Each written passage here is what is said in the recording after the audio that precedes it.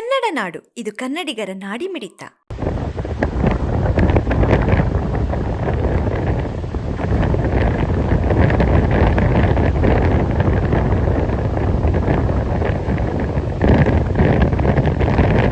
ತುಂಗಭದ್ರಾ ನದಿಯ ಒಳಹರಿವಿನಲ್ಲಿ ನೀರು ಭಾರಿ ಪ್ರಮಾಣದಲ್ಲಿ ಹೆಚ್ಚಳವಾಗಿರುವ ಕಾರಣ ಸೋಮವಾರ ಜಲಾಶಯದ 27 ಕ್ರಸ್ಟ್ ಗೇಟ್ಗಳ ಮೂಲಕ 1,20,000 ಕ್ಯೂಸೆಕ್ಸ್ಗೂ ಅಧಿಕ ನೀರನ್ನು ನದಿಗೆ ಹರಿಬಿಡಲಾಗಿದೆ.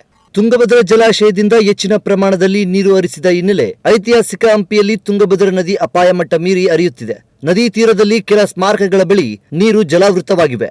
ಪುರಂದರದಾಸರ ಮಂಟಪ, ಧಾರ್ಮಿಕ ವಿಧಿವಿಧಾನ ನೆರವೇರಿಸುವ ಮಂಟಪ, ಸ್ನಾನಘಟ್ಟ, ವಿಷ್ಣು ಮಂಟಪ, ತುಂಗಾರತಿ ಸ್ಥಳ, ಕಾಲು ಸೇತುವೆ, ಜನಿವಾರ ಮಂಟಪ ಸಂಪೂರ್ಣ ಮುಳುಗಡೆಯಾಗಿವೆ ಮತ್ತು ರಘುನಂದನ ತೀರ್ಥರ ಬೃಂದಾವನ, ಸುಗ್ರೀವ ಗುಹೆ, ಸೀತೆ ಸೆರಗು, ವಿಷ್ಣುವಿನ ದಶಾವತಾರ, ಉಬ್ಬು ಶಿಲ್ಪಗಳು, ಕೋಟಿಲಿಂಗ ಸ್ಮಾರಕಗಳು, ಕೋದಂಡರಾಮಸ್ವಾಮಿ ದೇವಾಲಯ, ಚಕ್ರತೀರ್ಥ ಪ್ರದೇಶದ ಋಷಿ ಮಂಟಪ, ಕೋಟಿಲಿಂಗ, ವಿಷ್ಣು ಮಂಟಪ, ಲಕ್ಷ್ಮೀ ನರಸಿಂಹ ಮಂಟಪ ಸೇರಿ ನಾನಾ ಮಂಟಪಗಳು ಜಲಾವೃತವಾಗಿವೆ. ಹಂಪಿ ತುಂಗಭದ್ರಾ ನದಿ ತೀರದಲ್ಲಿ ಭದ್ರತೆಗಾಗಿ ಪೊಲೀಸರನ್ನು ನಿಯೋಜಿಸಲಾಗಿದೆ. ಸಮಗ್ರ ಸುದ್ದಿಗಳಿಗಾಗಿ ತಪ್ಪದೆ ನೋಡಿ ಕನ್ನಡ ನಾಡು ವಾಹಿನಿ.